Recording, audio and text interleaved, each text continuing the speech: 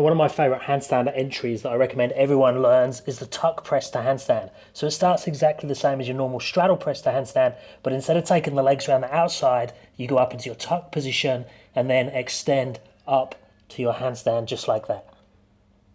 There's a few different variations on how we can train it. There's easier versions, there's harder versions. Whichever variation you start working on is definitely going to make your handstand practice much stronger. So let's go through those variations today. Now let's break the movement down as we do for all the calisthenics skills. So we have the top section. The top section is going to be the handstand. Now that might be freestanding if you have that available. If not, it could be using wall assist.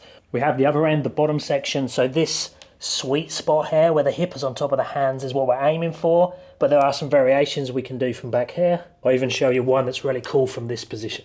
And then lastly, we have the pathway from the bottom position to the top position. Now there's 3 different ways we can look at this. We can look at concentric variations, so the going up to the handstand. We can look at the eccentrics, so going down, or we can look at partial range, so starting in a position and then going up from there. So let's start by looking at that bottom position. So we're going to set up in our normal handstand position. Now when I'm doing strength movements, I do go a little bit wider with the hands. I turn them out a little bit. That just creates a bit more space, a little bit more strength. And then we want to have a play with where we have our feet. For me, my sweet spot is just inside shoulder width. It's not legs together. It's not legs super wide. And you want to find the best position for you where you can get this hip crease as close to the hands as possible and be able to hold there. Now there's a great exercise in itself by just hanging out in this position and spending time there, but I'll definitely video from the side. See where that hip crease is, relevant to the back of the palm. So watch mine again, that hip crease goes on top of the back of the palm. That's the point where I can lift my feet off the floor. Most people are going to be like this to start with, and we're going to have to build conditioning, strength and flexibility to get into that position. But number one, knowing where you are is the most important thing. Video yourself from the side or get someone to draw an imaginary line down and put a marker on the floor and see what the distance is between that hip point and the back of the palms. You can also assess and look at how much weight you have there. So if I'm in this position, I can feel now I've got like 90% of my weight in my feet. My hands can move around easy. As I get closer to that point, there's now more weight distribution between the hands and the feet. And when I get all the way to here, now there's very little weight in the toes and all the weight in the upper back, shoulders and the hands. So holds in that position are forward fold flexibility. The more we increase this, the easier it's going to be able to get into a compressed or squished position. We're constantly working on those hamstrings and calves to get lower and lower towards the floor. Increasing our planche strength, so being able to take our shoulders past the hands and be able to hold there. So working up to things like tuck planche is really going to help for this as well. It will definitely help to make up any lack of flexibility. And we can use all our tuck planche drills. And another one that's awesome is to go into this kneeling position, put the thumbs by the knees, and then I'm just going to extend up and forwards into that position, hold for a few seconds, and then come back down again. So my intention as I do that movement is to go up and forwards with energy, not the opposite, which takes you backwards. We can also use the wall to condition that bottom position. So what the wall allows us to do is bury our energy or our weight into it to stop us feeling like we're going to face plant. So I can take the hands a little bit wider, a little bit more externally rotated. I can take the back of the head, but more importantly, the shoulders and upper back to the wall, and then I can hang out in this position, really focusing on that push up and into the wall at the same time. So again, my energy is going up and forwards, not just forwards and definitely not backwards. But do make sure that you're pushing on your upper back and not on the back of your head, because that might hurt your neck.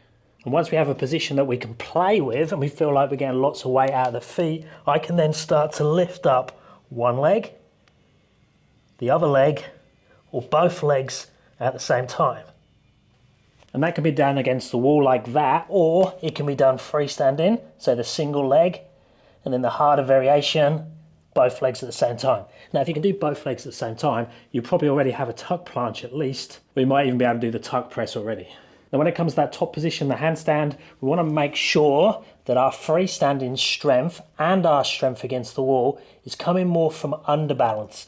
So notice now I'm taking the feet in this direction and the head and shoulders forwards of the hands.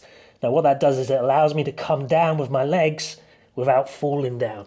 If I'm more stacked and not so hanging off that underbalance, then when I come down with the legs, I'm going to come down really fast as the hip drops off, or I might even topple over towards the overbalance. So having that good strength control in the underbalance. So here is way better than being too upright when you try and bring the legs down, because things will happen really fast. As the legs and hips come down, we need to counterbalance with the shoulders in this direction. So in a lot of ways, the underbalance doesn't look so pretty, but it's going to give you much stronger positions and more control. Then against the wall, hands turned out, making sure that we can pull from the wall, like so. Taking the shoulders and the back to the wall and back off again.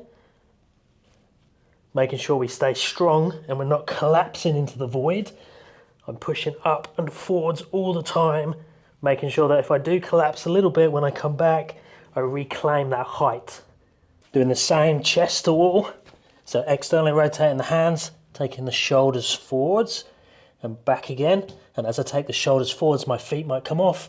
Push up to handstand, making this super strong and going back again.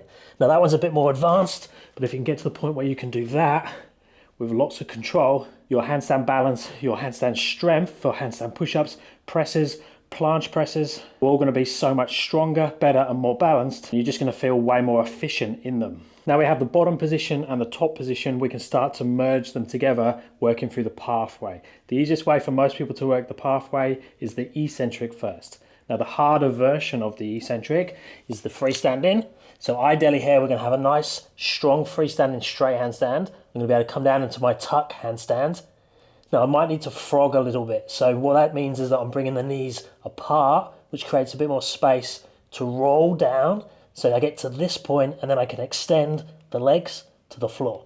And what we're looking for there is a slow controlled descent, going all the way through the pathway, straightening then legs just at the right time so the tippy toes touch the floor and I'm not dropping anywhere through that movement. If I drop anywhere through the movement, I'm going to have to find a drill that fills that gap. And if you're dropping quite a bit or consistently dropping, I'd recommend you go back against the wall to fill those gaps. So hands turned out so it's easier to get my back against the wall. I'm going to take all of my back at once to the wall. I'm going to come down through my tuck. Again, it might be easier if I frog the legs out a little bit. I'm going to push my low back into the wall, my mid back, and then extend my legs down till my tippy toes kiss the floor. Now I felt there that I was falling a little bit too much in that direction, meaning my upper back and shoulders didn't go far enough forwards. So to make that easier, I'm just going to take the hands a little bit further away from the wall. Now if you watch the movement again, I'm going to do exactly the same thing, but now when I come down, it should be easier to get to this point and kiss the floor very lightly.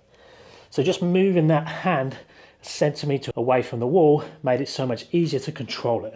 Now obviously there's a risk that we could take the hands too far away from the wall and then there's too big a void and we just collapse into that, or we just kill our wrists. But make sure that you are working that flexibility and that stacking and don't get too far away from the wall. Next, let's look at going up, so the concentric movement. Now this can be done as partial range, so only a part of the movement, or it can be done as the full range. Now the full range can be made easier by using momentum.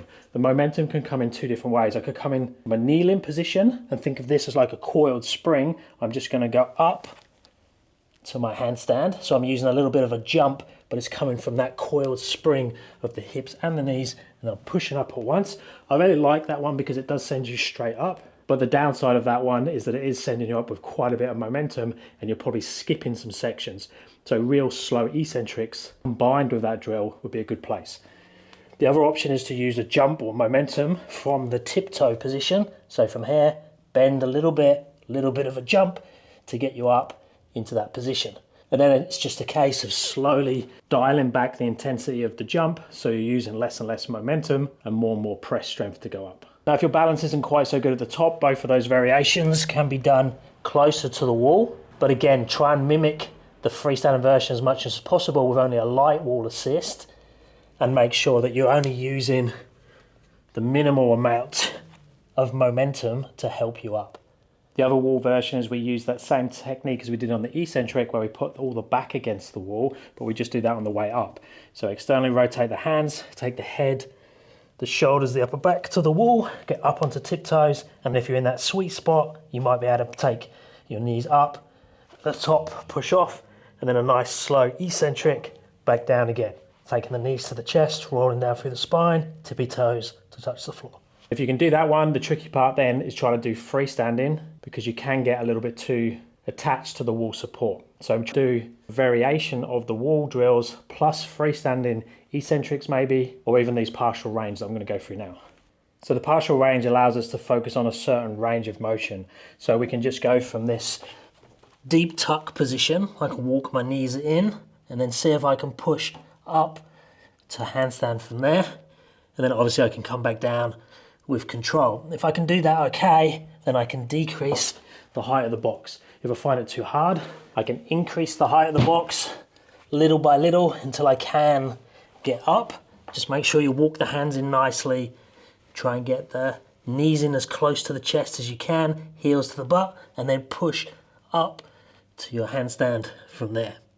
In some ways, this is probably the hardest part of the press handstand, so don't get frustrated if you can't get off from this height and you need to go quite high. Again, working out what your superset needs to be. So if you can do this height, I would do this plus slow eccentrics, plus work on that bottom section, that lift off section of the press. If this is a complete no-go, then keep working on that tuck planche strength, the tuck jump to handstand, the eccentric wall drills, and obviously the balance work as well. And then if you're close to it, keep testing, see if you can get up from there to your handstand. And if you can do that, slow eccentrics, and then you can start to make it harder by decreasing the height of the hip